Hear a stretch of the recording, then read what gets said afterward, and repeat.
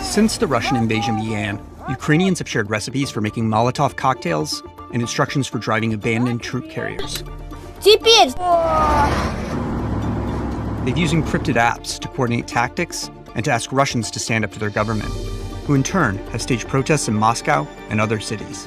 Though it may end up losing in the battlefield, Ukraine has been able to show the world the brutality and folly of the Russian attack, which is only possible because everyday citizens have maintained access to the internet. But maybe not for long. In areas with the heaviest fighting, internet outages are becoming common, and since information is power in the battlefield, there's a danger that Russia will find a way to knock the country fully offline, which is why Ukraine's Minister of Digital Transformation and Vice Prime Minister tweeted a plea to Elon Musk. We ask you to provide Ukraine with Starlink stations and to address sane Russians to stand. Starlink service is now active in Ukraine, Musk tweeted back later that day, collapsing a regulatory process that can take months or years into under 280 characters. And liftoff of Falcon 9, Starlink 4.11. Starlink, up and running since 2021, is a global satellite internet provider owned by Musk's company SpaceX, which aims to provide low-latency, high-speed internet to areas that are less densely populated and where fast, reliable internet may be lacking. The first obstacle is that Ukrainians can't just connect directly to Starlink satellites. First, they need ground terminals. Terminals en route was how Musk finished his tweet, and less than 48 hours later, Fedorov replied with a picture showing a truckload of them in Ukraine. Starlink here. Thanks, Elon Musk. Those terminals will need to be brought into cities under siege and connected to Wi-Fi, in turn allowing Ukrainians to connect their devices. And if terminals lose power, they'll need batteries or generators to stay online. But if the terminals can be installed and maintained, Starlink could provide a digital lifeline to some Ukrainians.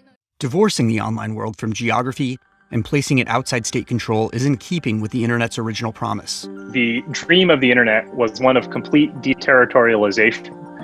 The internet was supposed to mean that it doesn't matter where you live, you are connected to all of humanity through this completely transparent network where geography is irrelevant. We've seen how far short of that we have fallen. We've seen some governments censor the internet. Eli Dorado is a senior research fellow at the Center for Growth and Opportunity. I think a great outcome for the internet would have been for the US to be able to export the First Amendment to the entire planet.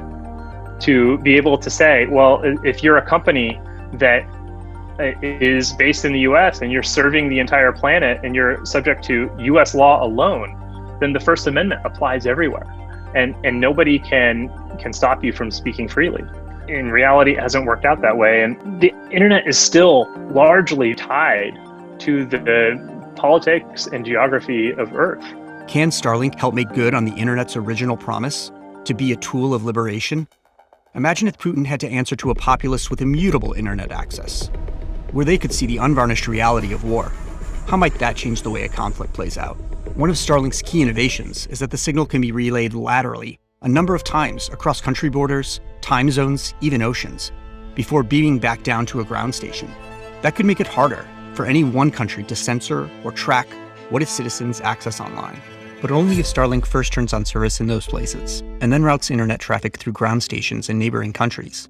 Starlink is, of course, a commercial offering from an American company that's launching frequently into space. Under the Outer Space Treaty, the United States government is ultimately responsible for what SpaceX does when it's in space.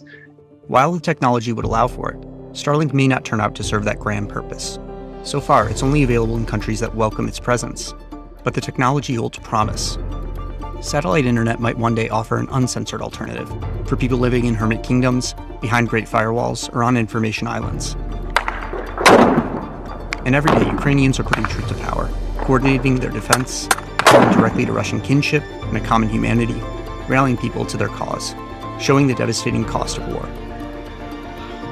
Starlink could help them to prevail in that battle.